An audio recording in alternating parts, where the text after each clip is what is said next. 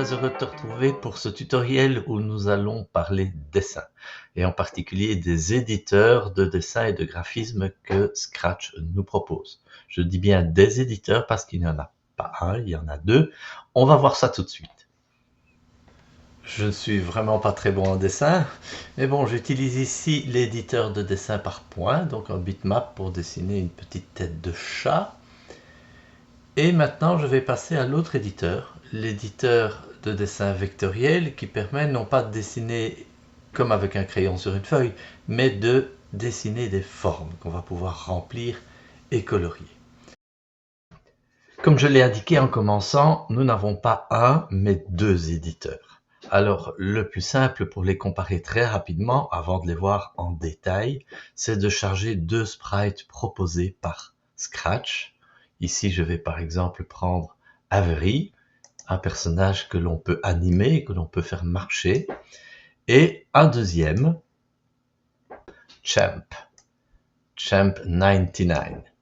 Nous voilà avec deux personnages qui, si on va y voir de plus près, sont en réalité très différents sur le plan du dessin. Si je prends Champ et je vais dans les costumes, je vais agrandir la fenêtre des costumes en cliquant sur cette icône, on y verra plus clair, et que j'agrandis et que j'agrandis encore, je vais voir en réalité que ce dessin est fait d'une multitude de petits carrés colorés. On appelle ça un dessin en bitmap. Et tu peux voir ici que les outils proposés sont relativement peu nombreux et limités. Si je dessine même une simple ligne ici, je vais obtenir une ligne sur laquelle on va clairement voir des petits escaliers, les fameux pixels. Donc on est ici dans un éditeur de dessin par point, par pixel pour être précis. Par contre, si je prends l'autre sprite, Avery, et que je zoome, je vais voir des choses intéressantes. Je peux zoomer autant que je veux, les lignes restent relativement nettes, et en réalité, ce dessin-ci n'est pas fait de points, mais de vecteurs, ou plutôt de formes. Ici, je peux par exemple sélectionner la tête de Avery, et aller chercher les lunettes séparément si tu veux. Si je veux vraiment lui retirer ses lunettes, c'est possible. Une façon très simple de s'assurer qu'on est en dessin vectoriel ou en dessin par point ou bitmap, c'est de regarder la barre d'outils. Ici, on voit une barre d'outils dans laquelle il y a notamment l'outil redessiner que tu ne trouveras pas dans la barre d'outils en bitmap. Si je change de sprite et je reviens sur un fond bitmap, tu vois que les outils sont différents. Je vous propose donc de commencer par l'éditeur de dessin en bitmap. Nous allons faire un petit exercice qui consiste à découper le poulailler de cet arrière-plan et en faire un sprite. Pourquoi faire? Tout simplement parce que je voudrais bien que le petit poussin ici, qui est un sprite, puisse passer derrière. Et pour pouvoir donc jouer sur l'arrière-plan et l'avant-plan, il faut bien que ce poulailler soit isolé de son arrière-plan du paysage. Nous commençons par dupliquer l'arrière-plan pour pouvoir travailler sur le... Et pour isoler le poulailler, je vais tout simplement dessiner des rectangles avec l'outil de sélection, comme ceci, et supprimer avec la corbeille. Il me reste à effacer ce petit triangle et je vais pour ça utiliser la gomme. Vous pouvez choisir la taille de la gomme là en modifiant son diamètre qui est pour le moment est de 40 pixels probablement. Comme je ne suis pas très content de la bordure ici, je vais tracer une ligne avec l'outil ligne pour choisir la couleur. Si je veux aller piquer une couleur sur le poulailler existant, j'utilise la pipette, c'est plus facile. Prenons le brun moyen ici et je trace une ligne d'une épaisseur, disons, de 7 pixels. Ça donnera une allure un petit peu plus réussie au bord de toiture. Je vais maintenant sélectionner et copier l'ensemble du dessin. De nouveau avec l'outil sélection, j'encadre bien le tout. Je clique sur copier et je crée un nouveau sprite.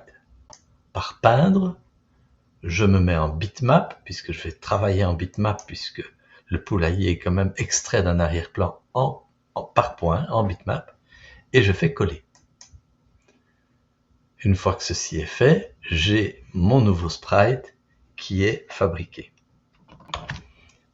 On va faire apparaître l'arrière-plan maintenant, l'arrière-plan complet, et je peux voir que mon poulailler, effectivement, je vais agrandir la scène cette fois-ci, mon poulailler, effectivement, c'est cette forme découpée que je vais venir surimposer au poulailler existant. Le plus facile pour le faire, comme j'ai tout sélectionné, c'est de le mettre en 00 ici dans les coordonnées. Comme ça, il sera parfaitement ajusté avec l'arrière-plan. Et il se confond. À partir de maintenant, il suffit que j'aille dans le code. Et donc, si maintenant j'utilise le bloc aller à l'avant-plan pour le poulailler et aller à l'arrière-plan pour le petit poussin, je peux m'assurer que celui-ci va passer à l'arrière. On pourra vraiment le cacher complètement derrière le poulailler. Voilà, déjà quelques outils découverts comme cela. Donc maintenant, on va continuer. Je vais reprendre le poulailler pour la suite de la découverte des outils bitmap. On se remet en petite scène et en grand espace de travail. Les autres outils sont assez faciles à utiliser. Dessiner un cercle. Ici, tu sais probablement que si tu appuies simultanément sur la touche majuscule quand tu dessines ton cercle, ce sera un cercle parfait. Par contre, si tu n'appuies pas sur la touche majuscule, tu vas avoir une ellipse. Même chose pour un carré. Si je veux un carré parfait, j'appuie sur la touche majuscule, sinon j'aurai un rectangle. Alors je peux combiner deux objets, mais attention, après avoir sélectionné le cercle par exemple, je peux le déplacer assez facilement, mais une fois que je vais l'ajouter sur le carré, ils ne feront plus qu'un, et je ne pourrai plus le dissocier. Si ici je resélectionne autour du cercle et que je le détache, je détache un bout du carré également. Ça, c'est l'inconvénient du travail en bitmap. Donc, c'est pour cette raison qu'on utilise en général le bitmap que pour les arrière-plans, éventuellement pour les photos aussi qu'on importe, parce qu'avec ce genre d'outils, on pourra difficilement réaliser des animations, par exemple. Alors, deux outils intéressants qu'on connaît trop peu, ceux qui permettent de basculer, de retourner l'objet. Donc, je sélectionne ici l'ensemble carré-cercle et j'utilise l'outil retourner horizontalement. Voilà. C'est une symétrie axiale en fait, ou le long d'un axe horizontal, donc verticalement, c'est un autre retournement. Il reste juste le bloc texte. Je peux taper du texte en choisissant une police qui me convient ici. Attention, dès que je vais cliquer à côté de l'objet que je viens de créer, il va en faire des pixels et donc je ne pourrai plus modifier individuellement les lettres. Comme ça, je crois qu'on a fait un beau petit tour du propriétaire et je vous propose de passer maintenant à l'éditeur de dessin vectoriel. Donc, j'ai chargé le poussin, le chick ici, dans les différents sprites proposés par Scratch, qui est bien un dessin vectoriel. Je le vois ici parce que la barre d'outils n'est pas la même que tout à l'heure. On reconnaît les outils typiques du dessin vectoriel, notamment ce bouton redessiné qui n'y était pas tout à l'heure, et les boutons grouper, dégrouper, avancer, reculer, donc toute la gestion des arrière-plans et des avant-plans, puisque en dessin vectoriel, on va pouvoir aussi surimposer des formes, sans en perdre le détail. Alors une remarque à ce stade-ci, utiliser ces outils, c'est pas compliqué, ça aura l'air facile quand je vais vous le montrer, mais n'hésitez pas à prendre un peu de temps pour vous exercer, puisqu'il y a des tas de petits points d'accrochage ou de difficultés qu'on rencontre. C'est simplement qu'il faut s'exercer. Ça, c'est vrai pour toutes les disciplines techniques. Sans exercice, on n'arrive à rien. Alors, on va commencer par jouer avec ce petit poussin. Donc, ici, j'utilise le bouton sélectionner pour sélectionner différentes parties du dessin. Et je vais voir que je peux sélectionner séparément, par exemple, les différentes formes qui composent la tête ici. Là, j'ai plusieurs formes dans ma sélection. La queue, c'est une seule forme, l'aile également. Et donc, il y a moyen de faire des sélections sur des formes individuelles ou des formes regroupées. Ça, c'est la première chose qu'il faut remarquer. Si je veux sélectionner le bec tout seul ici, je ne vais pas y arriver. Je vais devoir d'abord dégrouper. Vous voyez, le bouton là est actif. puis cliquer à côté, et là, je vais pouvoir sélectionner le bec tout seul. Je fais annuler pour revenir à la situation précédente, et si je clique... Alors, mettons que j'ai pour objectif de dessiner un 4e costume avec un poussin qui pique le sol.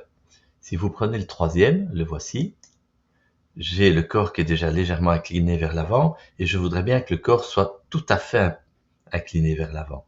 Alors, si je le fais comme ça, je vais d'abord créer, si vous voulez bien, un duplicat, donc une copie, et travailler sur la copie, bien sûr.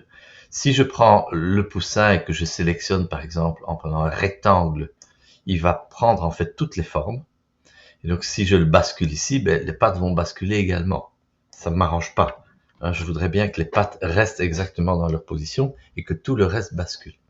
Donc, je vais jouer ici avec le clic de souris et la touche majuscule. Donc là, je suis en train d'appuyer sur la touche majuscule de mon clavier pour pouvoir sélectionner les formes sur lesquelles je souhaite jouer.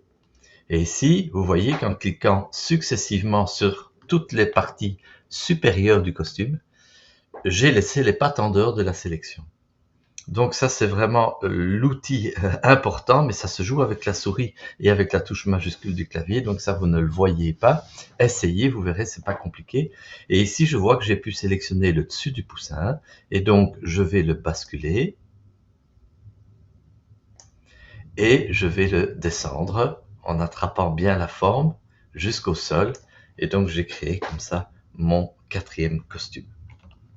Maintenant, si je veux modifier une de ces formes, prenons la tête, et dans la tête, je voudrais bien donner une couleur à la petite crolle, là, la petite plume qui est sur la tête.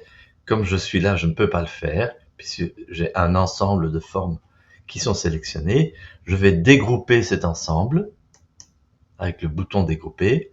Je clique à côté pour désélectionner, et maintenant je peux cliquer sur la petite plume individuellement et par exemple changer sa couleur. Si je veux qu'elle soit rouge, voilà. Je peux également attraper l'œil et légèrement le déplacer si je le souhaite. Maintenant, admettons que je souhaite modifier un peu la forme de la queue ici. Toujours avec le bouton sélectionné qui est enfoncé, je clique sur la queue, je vois que j'ai une forme seule. Si je la déplace, bien c'est bien la queue toute seule qui est concernée. Je fais annuler.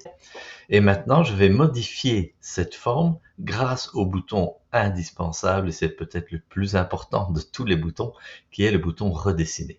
Quand je clique sur redessiner, Scratch va me montrer, pour la forme qui m'intéresse ici, la queue, les différents points qu'on appelle les nœuds en dessin vectoriel. Donc une forme, c'est une ligne en fait qui est courbe, qui est plus ou moins ouverte ou fermée, peu importe, mais qui est composée d'un ensemble de points qu'on appelle des nœuds. Et je vais pouvoir déplacer, bouger, déformer la queue en ajoutant des nœuds. Si je clique dessus, je vais ajouter un nœud et donc ainsi modifier la forme de la queue. Vous voyez que quand je clique sur un nœud, j'ai des poignées qui apparaissent, on le voit mieux ici. Quand je dis on le voit mieux, voilà, là on peut le voir. Et donc ces poignées permettent de changer la courbure, vraiment, et d'obtenir des formes très très variées.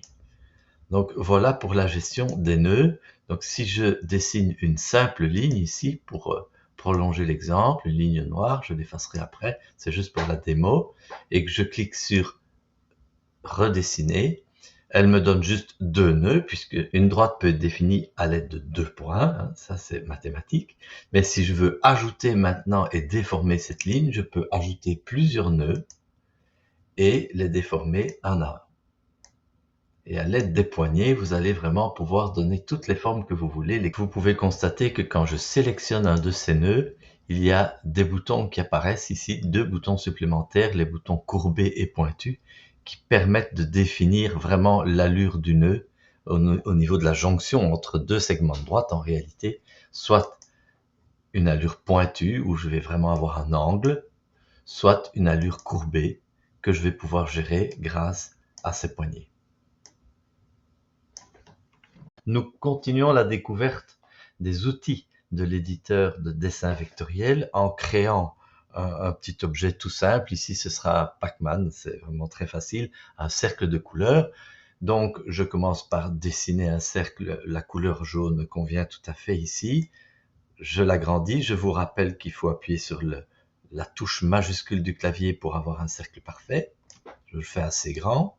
Je le centre au milieu de la scène, ça c'est important de le faire.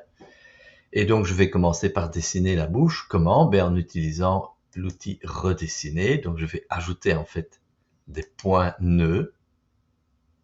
J'en ajoute 2, ce qui me permet de déformer cette partie-là du disque et en faire une bouche. Si je veux un angle ici, je clique sur pointu. Si je préfère la forme un peu arrondie, je maintiens courbé. Et je peux continuer à ajouter des points si je veux donner une autre forme, évidemment, à ce Pac-Man. Ajouter, pourquoi pas, un petit œil dont je vais changer la couleur ici. Je vais prendre la couleur noire et dessiner un petit cercle ici. Et pourquoi pas, avec l'outil ligne, on va y ajouter un petit sourcil. Et là, je vais pouvoir, et ça c'est intéressant à savoir quand même, joindre différentes lignes, différents segments de droite. Donc ça, c'est quelque chose d'important. Je refais une petite démonstration ici. Donc une première ligne tracée. Dès que je lâche le bouton gauche de la souris, je vois apparaître ici tout au bout un petit rond bleu. Je reclique dessus et là, je suis tout à fait sûr que mes deux segments de droite seront bien joints. Ce sera important, notamment quand je voudrais faire des formes fermées. Vous voyez, ici, je suis certain que ma forme est tout à fait fermée. Je reviens à mon Pac-Man. Donc à ce stade, si je dois déplacer par exemple cet objet sur la surface d'édition, attention de sélectionner avec le bouton de sélection ici l'ensemble des formes. Et si vous voulez être sûr que ces formes tiennent ensemble, vous poussez sur le bouton grouper et à ce moment-là, elles se déplaceront systématiquement ensemble. Si vous ne le faites pas, voici ce qui va arriver. Quand vous cliquerez par exemple ici, vous aurez l'œil et pas l'ensemble des formes. Les autres outils se gèrent comme dans l'éditeur de dessin en bitmap, donc je n'y reviens pas. L'outil pinceau, l'outil remplissage, la ligne, le carré, le cercle, tout ça c'est exactement comme en bitmap.